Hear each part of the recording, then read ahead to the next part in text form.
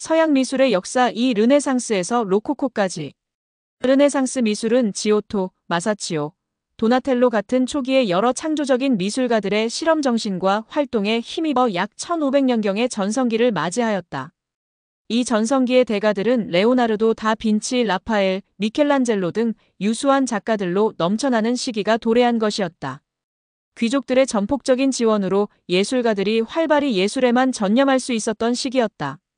레오나르도 다빈치는 화가, 조각가, 건축가이면서도 과학자, 지질학자, 식물학자였고 또한 발명가이면서 전쟁 무기 개발 등 공학도이기도 한 모든 분야를 섭렵한 만능인이었다.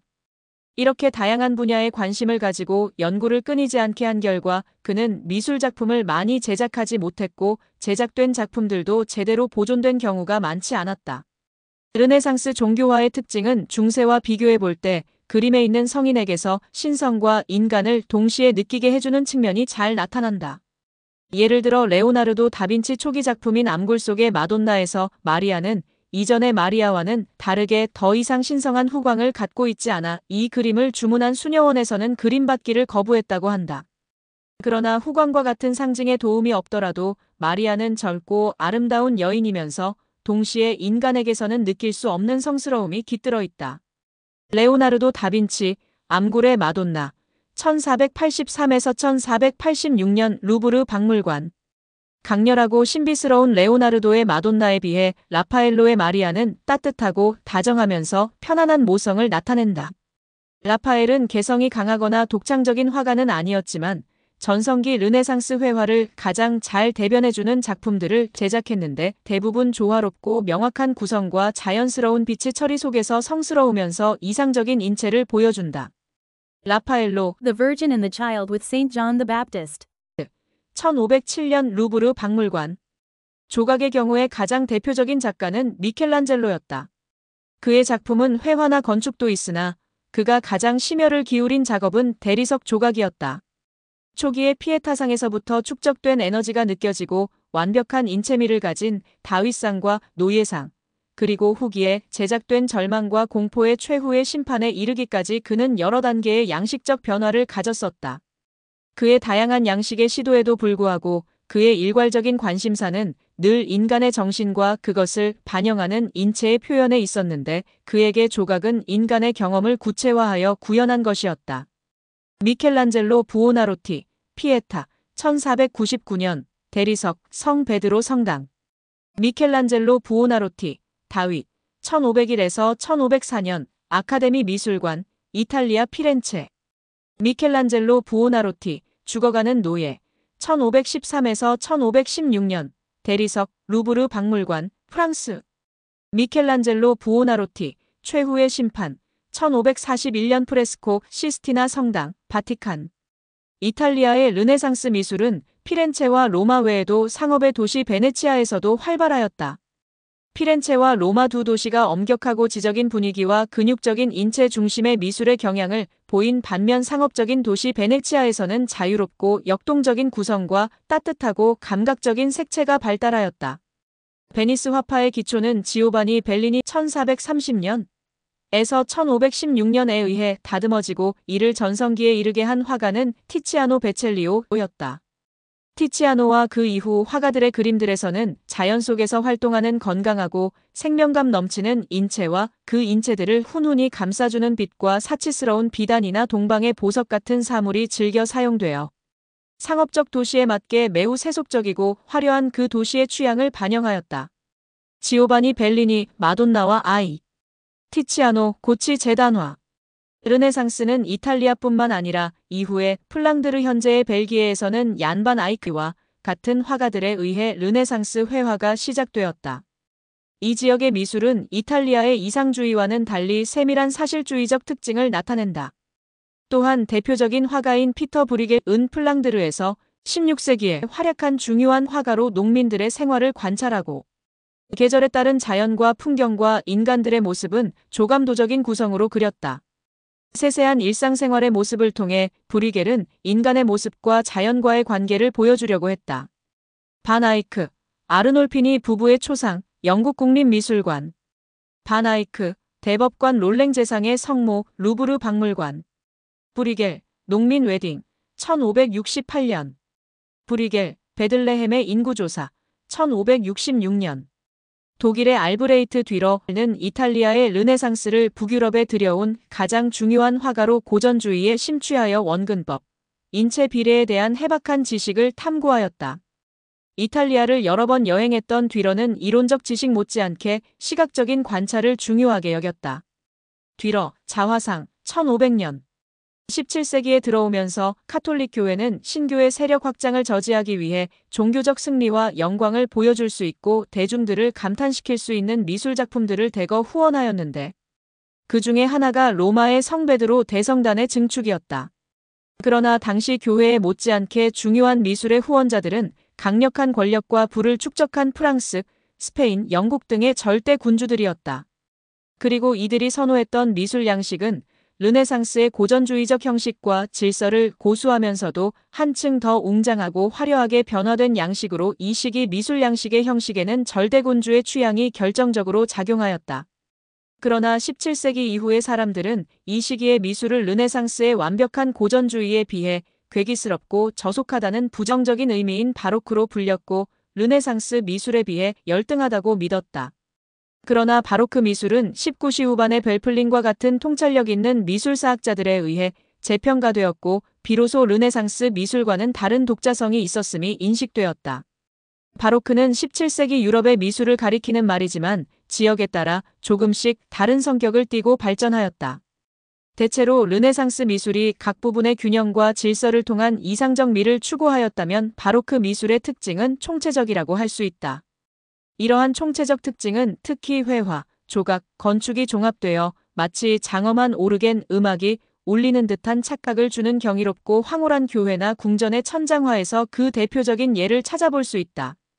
바로크 양식은 강한 명암의 대조와 동적인 움직임을 강조하면서 관람자가 작품의 공간에 참여하고 그 순간에 있는 듯한 착각에 빠지게 하였다.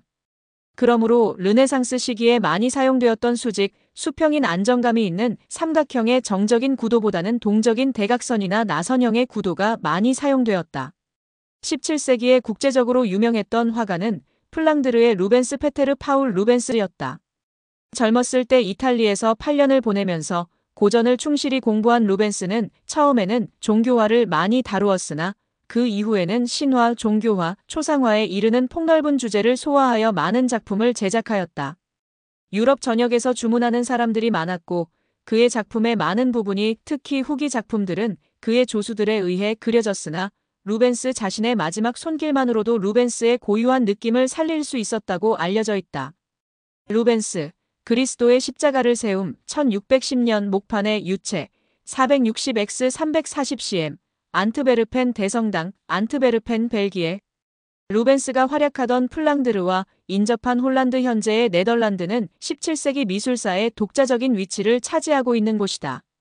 이 시기 스페인에서 독립한 홀란드는 신교국가 칼빈교를 믿고 있었기 때문에 교회의 그림에 조각 장식을 하지 않았고 다른 가톨릭 국가처럼 귀족이나 성직자들의 기반이 탄탄하지 못했다. 그 대신에 이곳에서는 상업과 무역이 발달하면서 중산계급의 생활이 풍요롭게 되었고 이들은 자신들의 집에 알기 쉽고 보기 좋은 소품을 걸어놓기를 원했다. 현재의 인테리어 개념이 일반화된 시기였다. 이렇게 되자 자연히 집에 걸어놓고 보기엔 부담스러운 장엄하고 거룩한 종교화보다는 사실의 느낌을 담은 정물화, 일상생활을 그린 그림들, 초상화, 풍경화들이 더 인기를 끌게 되었다. 풍경화의 경우를 예로 들면 홀란드의 풍경은 더 이상 인물의 배경으로서가 아닌 하나의 독립적인 미술작품의 소재가 될 수 있다는 것을 증명하였다. 어느 곳이나 흔히 볼 수 있는 평범한 풍경을 그렸는데 이야기적인 요소가 배제되었고 광선, 공간, 대기 자체가 중요한 요소로 부각되었다. 순간의 변화와 움직임을 묘사하기 위해 자연에 대한 관찰을 심도 있게 하였다. 프랑드르 회화. 풍경화뿐만 아니라 정물화 일상생활의 장면을 그린 장면에서 공통적으로 나타나는 평범한 주제와 사실주의는 지금까지 언급한 다른 주변 국가에서 성행된 바로크 미술과는 거리가 멀었다. 그러므로 홀란드 미술의 경우에는 바로크 양식이 적용되지 않았다고 할 수 있다. 암스테르담과 같은 몇몇 도시에서는 많은 군소 화가들이 있었고 직업적인 화상들을 통해 그림을 팔며 생활하였다. 당시 가장 잘 알려진 화가로는 렘브란트와 프란즈 할스가 있다. 렘브란트, 야경, 프랑스 반인 코크 대장의 민병 때 1642년 레이크스 미술관, 암스테르담. 프란즈 할스, 하를렘 양로원의 여성 이사들. 17세기에 국력이 크게 신장된 국가는 프랑스였다. 특히 부르봉 왕가의 루이 14세는 베르사유 궁전을 짓고 유럽 최고 군주로 군림하였다. 루이 14세는 이탈리아의 미술처럼 지나치게 극적이고 역동적인 양식보다는 장엄하면서도 엄격한 형식적인 양식을 선호한 결과 프랑스의 바로크 양식은 다른 나라보다 절제된 고전 양식을 특징으로 한다. 니콜라 푸생은 이런 프랑스의 고전적 바로크 양식의 대표적인 화가였다. 그는 교훈적이고 명상적인 그림을 추구하였고 그리스와 로마 그리고 르네상스의 대가들과 고전 사상에 입각한 완벽하고 이상화된 화면을 창조해야 한다고 주장했다. 푸생의 이러한 고전주의는 프랑스 아카데미의 기반이 되었고 이후 세대들에게 큰 영향을 주었다. 푸생은 후기의 풍경화를 많이 그렸는데 그의 고전적 풍경화는 변화무쌍한 자연을 이상화시킨 자연의 영원함과 고귀함을 느끼게 하는 것들이었다. 푸생, 포키온의 육고를 모으는 그의 아내. 푸생과 동시대 활약한 클로드 로랭은 전적으로 풍경화만 그리던 화가였다. 로랭의 풍경화 역시 이상화된 고전적 풍경이었으나 정확하고 엄격한 푸생의 그림과는 달리 자연을 직접적으로 관찰하여 인간과 자연의 조화를 추구하는 서정적 분위기를 자아낸다. 클로드 로랭. 클로드 로랭, 해지는 항구, 1639년. 프랑스는 루이 14세가 죽은 이후 중앙 집권적인 왕권이 약화되고 귀족과 중산계급이 부유해지기 시작했다. 당시 귀족들은 향락과 사치에 탐닉하고 있었으며 지성적인 분위기와는 거리가 멀게 재치에 찬 화술과 감각적인 취향이 돋보이는 사교 생활에 열중하고 있었다. 이제 이들의 실내 장식은 은빛이나 분홍색 또는 연두색을 주조로 하면서 아라베스크 장식으로 얽히고 변형된 가구와 벽장식, 그리고 우아하고 세련된 장식품으로 바뀌게 되었고 그림이나 조각들도 이러한 살롱에 맞는 작은 작품들이 제작되었다. 프랑스에서 1715년경에서부터 1755년경까지 계속된 이러한 미술 양식을 로코코 양식으로 불렸다. 이는 조금씩 다른 성격을 가지면서 독일, 오스트리아, 이탈리아, 스페인 그리고 영국으로 퍼져나갔다. 로코코의 대표적인 화가로 프랑스의 앙트와 와토와 프랑수와 부시어였다. 와토는 당시 가장 많이 그려지는 주제인 남녀의 사랑을 주로 다뤘다.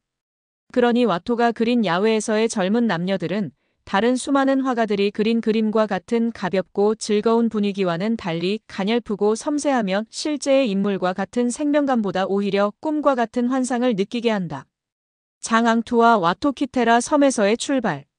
부쇠, 에우로파의 납치, 1750년.